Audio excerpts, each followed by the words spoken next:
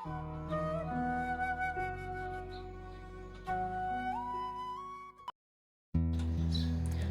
My dear beautiful souls, Shivoham triple C channel पे आप सबका बहुत बहुत वेलकम है। आज का हमारा टॉपिक है life between lifes pre birth planning. हमारे इस लाइफ की डेथ के बाद जब हम ऊपर डायमेंशन पे, हायर डायमेंशन पे जाती है हमारी सोल, तो सबसे पहले उसको हीलिंग दी जाती है, उसको थोड़ा पीस दिया जाता है। क्योंकि एक तो इस लाइफ से निकलने के बाद अपने लविंग बींग्स के साथ छूटने से वो ऐसे परेशान रहती है और इतने चैलेंजेस फेस कर चुकी होती है कि सोल पावर उसको कम फील होती है।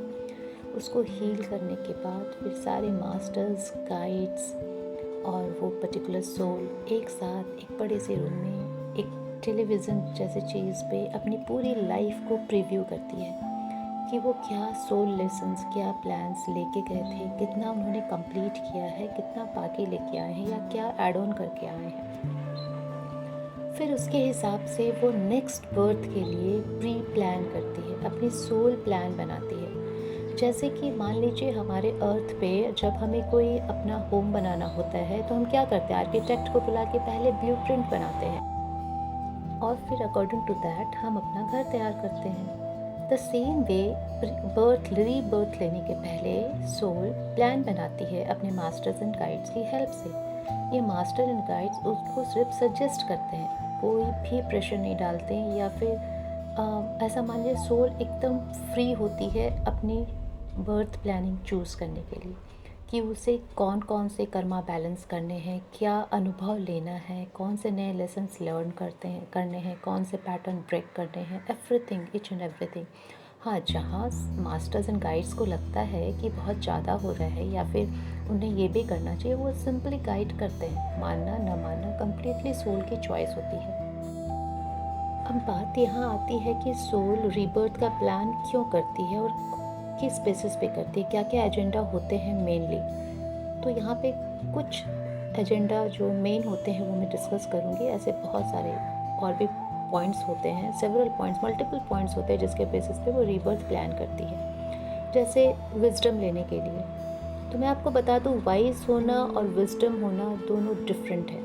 जैसे अगर अपने कोई बुक रीड करते हैं, उसमें कोई नॉलेज लिखा रहता है तो हमें पता चलता है कि ओके, ऐसा होने से ऐसा होता है, ये जस्ट हमने रीड आउट किया। बट जब हम उसको एक्सपीरियंस करते हैं तो वो ज्ञान अनुभव के साथ विजडम बन जाता है।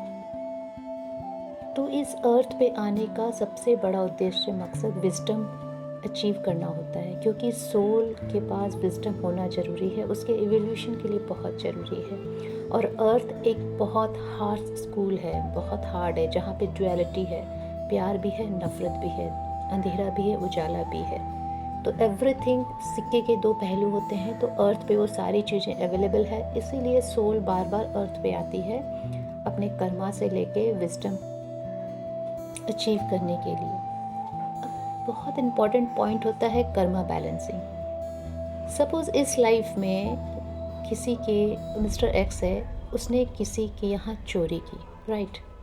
अब वो जब बर्थ अपना प्लान करेगा नेक्स्ट लाइफ के लिए, तो वो कुछ ऐसा प्लान कर सकता है कि इस लाइफ में मैंने चोरी करके जो पेन दिया है दूसरों को, वो सेम मेरे साथ होगा and I will balance that pain. मैं उस एनर्जी को बैलेंस कर लूँगा, जो मैंने दिया वो मैंने लिया, दैट्स ऑल। तो वो प्लान करेगा कि हाँ, इस लाइफ में किस मोमेंट पे उसके पास भी चोरी होगी, सेम अमाउंट जाएगा एंड उसको वो बैलेंस हो जाएगा कर्मा। तो ये होती है कर्मा बैलेंसिंग। बट एक होती है कर्मा रिलीजिंग, इमोशनल रिलीजिंग। मतलब ये जो उस मिस्टर एक्स ने चोरी की थी, इसके पीछे का जो थॉट था, इसके पीछे का जो रूट कॉज था, उसको रिलीज़ करना बहुत ज़रूरी होता है। अदरवाइज़ वो सोल में वो थॉट, वो पैटर्न, वो इमोशंस, वो रूट कॉज कैरी करेगा सोल के डीएनए में, और हो सकता है लाइफ बिटवीन लाइफ्स वो सोल दोबारा वैसा करे। तब वो सोल कभी कभी प्लान करती है कि इस लाइफ में मैं ये वाले कर्मा को रूट कॉज के साथ रिलीज़ करूँगा। सपोज मान लीजिए कि मिस्टर एक्स को ऐसा लगता था कि उसने पुअर फैमिली में बॉर्न लिया, पुअर्टी में खुशी नहीं होती है, इंटरटेनमेंट नहीं होता है एंड पैसे से ही खुशियाँ मिलती है, तो उसने उस पैसे की लैकिंग को ख़त्म करने के लिए चोरी की, राइट। तो उसके अंदर क्या थॉट उसने जनरेट कर लिया कि पैसे की कमी से खुशियाँ नहीं मिलती है, तो पैसे ज़रूरी है और पैसे इजीली नहीं कमाए जा सकते, तो उसने चोरी जैसा इजी वे चूज़ किया। अब अपने इस रॉन्ग बिलीफ को, नेगेटिव बिलीव्स को ब्रेक करने के लिए, इसी को बोलते हैं कर्मा रिलीज़ करने के लिए, वो नेक्स्ट बर्थ लेगा, जिसमें वो प्लान कर सकता है कि इस बार वो रिच फैमिली में बॉर्न लेगा एंड वहाँ पे देखेगा कि बहुत रिच होते हुए भी कोई खुश नहीं है, किसी को शांति नहीं है, बीमारियां हैं, मतलब सारे ऑड सिचुएशंस फेस करेगा। सो दैट कि उसकी वो जो बिलीव थी, चोरी करने के पीछे जो रूट कॉज था कि पैसे से खुशियाँ आती है और पैसे ईजी नहीं है, तब वो समझ पाएगा कि पैसे कमाना ईजी है बट पैसे से खुशियाँ आ सकती है ये ज़रूरी नहीं है। तो उस चीज़ को वो हमेशा हमेशा के लिए रिलीज़ करेगा। यहाँ पे फ्रेंड्स मैं एक बात बता दूँ कि कर्मा रिलीजिंग करना एक ही लाइफ में सफिशिएंट नहीं होता है। बहुत बार हमारे ये थॉट इतने स्ट्रॉन्ग होते हैं, ये रूट कॉज इतना स्ट्रॉन्ग होता है कि सोल को मेनी लाइफ्स लग जाते हैं ऐसे थॉट्स को, नेगेटिव थॉट्स को रिलीज़ करने के लिए। डीएनए से, सोल डीएनए से रिलीज़ करने के लिए बहुत टाइम लग जाता है। इसीलिए बोलते हैं कि जब भी आप ये लाइफ छोड़ के जाते हैं ना, तो किसी भी तरह के नेगेटिव थॉट्स, नेगेटिव बिलीव्स, किसी तरह के अनवांटेड या नेगेटिव डिज़ायर्स, किसी के लिए हेट्रेड, ग्रजेस मत लेके जाइए। वो आपके सोल के डीएनए में प्रिंट हो जाते हैं, फिर लाइफ बिटवीन लाइफ्स आपके साथ वो कैरी होते रहते हैं और फिर 2-4 जन्म लगते हैं उनको रिलीज़ करने के लिए। क्योंकि सोल जब तक सब कुछ रिलीज़ नहीं कर लेगी तब तक वो डिवाइन में मर्ज नहीं होगी। जब तक वो डिवाइन में मर्ज नहीं होगी वो आपको चैन से बैठने नहीं देगी, ये पक्का है। मतलब अगर आप सोचोगे कि क्या है, लाइफ में आए हैं, एक लाइफ मिलती है, आराम से जी लेते हैं, खुशियाँ, मौज मस्ती, नहीं। एक पॉइंट ऑफ द टाइम के बाद आपको अलूफनेस लगने लगेगी, आप बेचैन हो उठेंगे क्योंकि सोल की कॉलिंग आने लगती है। तो मतलब चैन आपको कैसे भी नहीं मिलेगा। एंड इन सारी चीज़ों से रिलीफ के लिए ध्यान एंड ज्ञान, meditation and knowledge, soul basic knowledge, जो सोल बेस्ड नॉलेज अभी हम यहाँ रीड आउट कर रहे हैं, उस टाइप के नॉलेजेस एंड ध्यान, ये दोनों से ही सारी प्रॉब्लम सॉल्व हो सकती है। जब सोल डेथ के बाद ऊपर जाती है तो उसके पास बहुत सारे, जैसे बोलते हैं ना, बैगेज एंड बैगेजेस रहते हैं, कर्मास के, पैटर्न्स के, सब चीज़ों के रहते हैं। तो उस पर डिपेंड करता है कि वो 2-3 लाइफ तक अपने कर्मा बैलेंस करे, रिलीज़ करे, या सिर्फ विजडम ले, या कुछ नया सीखने के लिए आए, या कोई पर्टिकुलर पैटर्न ब्रेक करने के लिए आए, या सिर्फ और सिर्फ सर्विस के लिए आए। तो ऐसा भी होता है कि वो अपनी सोल की इवोल्यूशन के लिए, सोल की फ्रिक्वेंसी बढ़ाने के लिए, पुण्य कर्मास बढ़ाने के लिए, सिर्फ और सिर्फ सर्विस करने के लिए भी आए। एंड एक होता है कि जो उसकी सोल ग्रुप है, उसमें भी सपोज़ कभी ऐसे रिक्वायरमेंट आती है कि अपने सोल ग्रुप के मेंबर्स के किसी कर्मा को बैलेंस या रिलीज़ कराने के लिए कोई एक सोल का किसी एक कैरेक्टर को प्ले करना बहुत ज़रूरी होता है, जहाँ पे उन लोगों की कोई बाइंडिंग नहीं होती है, जस्ट वो ऐसे ही उसकी हेल्प करता है कि चलो दिस लाइफ में मैं ये तुम्हारे लिए विलेन का रोल प्ले कर दूंगा, इससे तुम्हारा ये कर्मा बैलेंस या रिलीज़ हो जाएगा। ऐसी भी पॉसिबिलिटीज़ बनती है। इसके लिए भी वो अपने सोल ग्रुप की हेल्प के लिए भी प्लान करके आते हैं। और एक होता है पैटर्न ब्रेकिंग। सपोज़ आपके फैमिली में, आपके हेरिडिटी में कोई एक पैटर्न चला आ रहा है, जैसे कि मान लीजिए कि फ्री में ही सर्विस देना है, कुछ सोचते हैं कि नहीं, पैसे आने से लोग बिगड़ जाते हैं, या फिर बहुत पैसे वाले लोग, बहुत पैसे होने से सरस्वती नहीं आती है, ज्ञान नहीं मिलता है, रिश्ते ख़राब हो जाते हैं, बहुत ज़्यादा पैसे से रिश्तों से दूर हो जाता है इंसान। तो अगर ऐसा पैटर्न सोल भी अपने डीएनए में कैरी कर रही है, तो वो कुछ ऐसा प्लान कर सकती है कि वो किसी ऐसे फैमिली को चूज़ करेगी जहाँ ऑलरेडी ये पैटर्न एग्जिस्ट कर रहा हो। तब वो ऐसे ही फैमिली में आके क्या तो अपने अनुभव से चैलेंजेस लेते हुए उस पैटर्न को ब्रेक करके निकलेगी, या फिर कुछ अपोजिट फैमिली में जाएगी जहाँ पे ऐसे पैटर्न नहीं होते हैं, जहाँ पे वो अपने उस पैटर्न को हील करेगी।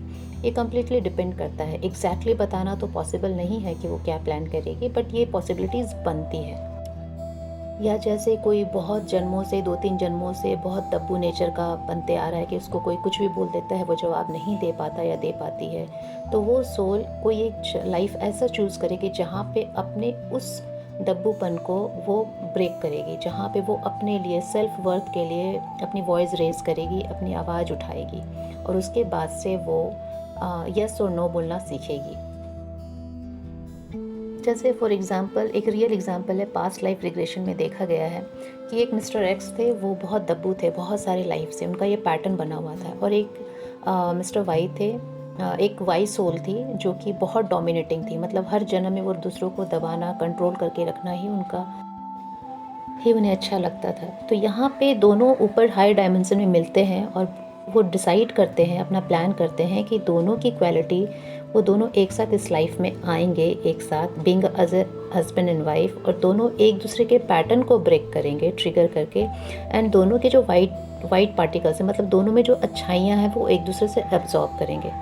तो वाइफ एंड हस्बैंड एक ऐसा एलिमेंट होते हैं जो कि सबसे क्लोजेस्ट होते हैं और एक दूसरे के पैटर्न ब्रेक करने के लिए सबसे बेस्ट रिलेशनशिप होती है। इसीलिए देखा जाता है कि maximum percentage of wife husband के बीच में थोड़ा सा ट्रिगरिंग रहता है, थोड़ा सा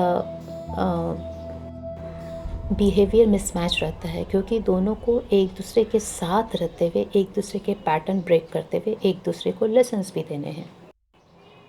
इसलिए वाइफ हस्बैंड के रिलेशंस में मैक्सिमम हमारा यही थॉट होना चाहिए कि एक दूसरे, अगर हमें ट्रिगर कर रहे हैं हमारे वाइफ या हस्बैंड, तो हम ये समझने की कोशिश करें कि हमारे कौन से पैटर्न पे वो फिंगर ऑन कर रहे हैं, उस पैटर्न को हमें हील करना है। इन नटशेल, ये जो भी हमारे साथ हो रहा है कंप्लीट लाइफ में, हर एक पल, वो हमारी खुद की चॉइस थी, हमारा खुद का प्लान था, हमारी खुद की डिज़ाइन थी। Each and every person in our life, चाहे वो हमारी हेल्पर्स हो घर के, या वाइफ हस्बैंड हो, रिलेटिव्स हो, या हमारे लेन में रहने वाले नेबर्स हों, सभी को हम प्री प्लान करके आते हैं सो दैट कि हमारे कर्मा बैलेंसिंग में, कर्मा रिलीजिंग में, पैटर्न ब्रेकिंग में, सर्विस में, सब चीज़ों में वो हेल्प आउट कर सके। सो हमें ब्लेम गेम से बाहर आके अपनी सोल प्लान की रिस्पेक्ट करनी चाहिए। और आप शायद बिलीव नहीं करेंगे कि इस सोल प्लान को बनाने के लिए हायर डायमेंशन में सोल को बरसों लग जाते हैं। बरसों तक वो अपनी लाइफ की प्रीव्यू देख देख के डिसाइड करती है कि इस लाइफ में मुझे क्या कैरी करना है, क्या नहीं करना है, किन लोगों से कैसे मेरे कॉन्ट्रैक्ट होंगे, कैसे कैसे मैं क्या करूँगी, क्या किस जेंडर में मुझे बर्थ लेना, each and everything, parents, family, situations, lessons, balancing, बहुत प्लान करती है। So please please please respect your life. आपके लाइफ में, हमारे लाइफ में जो भी प्लस माइनस हो रहा है, सब हमारे इवोल्यूशन के लिए ही हो रहा है। आई नो कि इस वर्ल्डली इन्वायरमेंट में रहते हुए तुरंत ये समझ पाना, ट्रिगरिंग के बाद अगर हमें कोई ट्रिगर करता है कि हमारे इवोल्यूशन के लिए बहुत टफ़ है, बट हम थोड़ा देर शांत बैठ के उसको समझने की कोशिश तो कर सकते हैं ना। मैंने हमेशा अपने वीडियो में यही बोला है कि हमें शुरुआत कर लेनी चाहिए, इसी लाइफ में हमें शुरुआत एटलीस्ट कर लेनी चाहिए। मैं भी इसी जर्नी में हूँ कि मैंने शुरुआत कर ली है, धीरे धीरे धीरे बेबी स्टेप्स ले रही हूँ। तो एटलीस्ट हम शुरुआत कर लेंगे, और जितना विजडम, जितना नॉलेज हम अपनी सोल में कैरी करके जाएंगे, हमें प्लान करने में, प्री बर्थ प्लान करने में वो उतनी ही हेल्प करेगा।